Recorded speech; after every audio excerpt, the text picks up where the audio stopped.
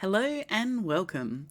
In this video, we look at the strange and unique food of the 1970s dinner party. Let's imagine it's 1973, and let's look into an average suburban home where mum and dad both work all week, but now it's Saturday and friends and neighbours have been invited around for a dinner party. During the week, the kids get a hot meal in school, and at night, the family might dine on frozen TV dinners or hamburger helper, quiche, or even Chinese food out of a can. But now it's the weekend. The kids have been sent outside to play and told not to come back unless they're bleeding. Tonight, they'll be at the neighbour's house for a sleepover. Dad's setting up the drink trolley, ready to mix up some Harvey Wallbangers and whiskey sours. The family home might have a sunken lounge with groovy green shag carpet where people will gather before moving to the dining area. Mum's in her stylish 70s kitchen preparing the food. It's a time of meats and cheese, jello and food moulds. It's about having a visual feast, no matter what it tasted like. It's 6 p.m. and people are starting to arrive. Many people smoke and ashtrays have been set up around the place. The women gather in the kitchen and the men might take themselves outside for a cigar. But let's get this food out and get the party started. Finger foods were all the rage in the 70s with a heavy emphasis on cheese. We might put out a whole range of cheese options, including a cheese hedgehog, cheese balls, skewers with cheese, pineapple and meat, and a cheese and garlic loaf. To round it out, let's add in the cheese fondue. Fondue came to America in the mid-60s and was very popular. The dish, made of cheese and wine or cider, is served in a fondue pot, which is warmed with a candle beneath it to keep the cheese warm. Fondue skewers are used to swipe pieces of bread through the cheese. The polite etiquette with fonduing is to move the bread through the cheese in a figure-of-8 formation, not to touch the bottom, and to absolutely not leave any bread in the pot. These days, you would use the skewers only to transfer the bread and cheese to your plate, but back then we weren't as worried about spreading germs as we are today, so eating straight off the skewers was okay.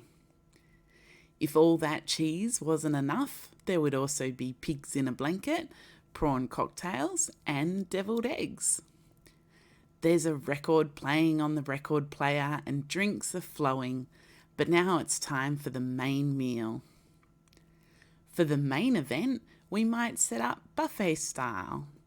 The food is brought out and we can see Mum's used some of her favourite jello moulds and a substance called aspic, which is a gelatin-based, savoury, clear jello made with beef, chicken or fish stock.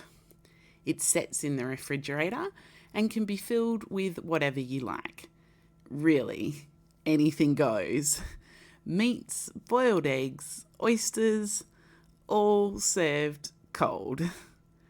This lovely dish is a seafood mousse.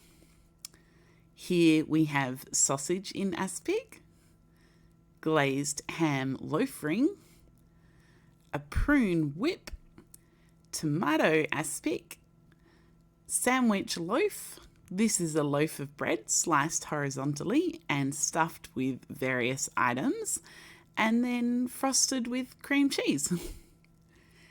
And thanks to a heavy Hawaiian influence in the 70s, we might also see pineapple chicken.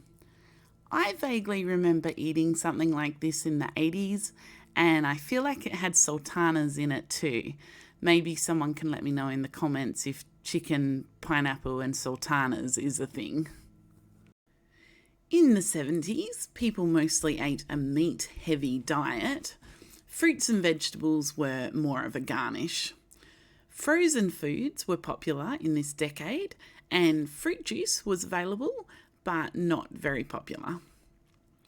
Back to our dinner party. There will be a range of salads to choose from. They just might not be as healthy as you might imagine. Mixing cream, Cool Whip, and sometimes marshmallows with our ingredients gives us cherry cloud, under the sea salad, Watergate salad, creamed greens, corned beef salad, potato salad log, and this beauty is a jellied tuna salad. Okay, I honestly don't know where this dish fits in, but if you want a fruit serving, you could have this, which is bananas covered in bacon and hollandaise sauce. Yummy. Fruits and vegetables in Jello can also be called a salad. Jello, which is normally very sweet, was so popular in the 60s and 70s food that the company came out with savoury flavours including celery, mixed vegetable and Italian salad. Interestingly, this obsession with Jello moulds and the presentation of food may have come about because we were in a period where the role of the woman in the home was changing. In the 50s, we had the quintessential housewife whose focus was the home and the family. In the 60s, it was still the expectation that women would stop working after they got married. However, there is an uptick in women returning to work after having children, but the focus is still on the husband's career being more important. And in the 70s, we see more working mothers than previous decades. By the end of the 70s, almost 50% of women had a job outside the home. Women were working 5 days a week, but there was still the lingering expectation of going the extra effort with the family meals. Frozen and microwave meals were extremely popular during the 70s. However, when it came to entertaining, to doing something special, it wasn't enough to just put food on the plate. If you were able to make it visually appealing, it made it look like you spent all day preparing the food. Plus, the wonderful world of gelatin means that things could be prepared in advance and stored in the fridge. By the mid-70s, we see a little more awareness of the dangers of sugar, and so the Jello craze starts to descend, and we see salad in a more recognisable form that we know today. But let's skip that and get back to our dinner party and talk about dessert. Alcohol in the dessert is a big feature, and we see the popularity of Black Forest cake with its cherry brandy or rum. And tiramisu was also popular with its liquor-soaked sponge and coffee flavour. Or you could just go with Jello topped off with Cool Whip to finish off the meal. Oh, and of course, the fondue might make an appearance again, this time with chocolate and different fruits to dip into it. It was a lot of food, and a great night has been had by all. But now it's the next morning. The ashtrays are full, someone dropped melted cheese into the shag carpet, and that salmon mousse has left a bad smell. And worse, the kids are home, and you've got a hangover. You'll probably do a greasy fry-up breakfast, but by lunchtime you're looking for something healthy. Zucchini bread, carrot cake, and banana bread were the go-to healthy alternatives of the day, despite the massive amounts of butter and sugar held within them. And you might enjoy a nice Tab Diet Cola. On a side note, it's worth mentioning that our dinner party in this video was based on the average American household, but those involved in the hippie movement in the 70s tended to have a less Jello, more plant-based diet. But those hippies might have to get a whole video all of their own, I think. I hope you enjoyed this little look into the 70s dinner party. I find the food of this era fascinating. Please let me know if this sparked any memories or if the 70s is your favourite decade.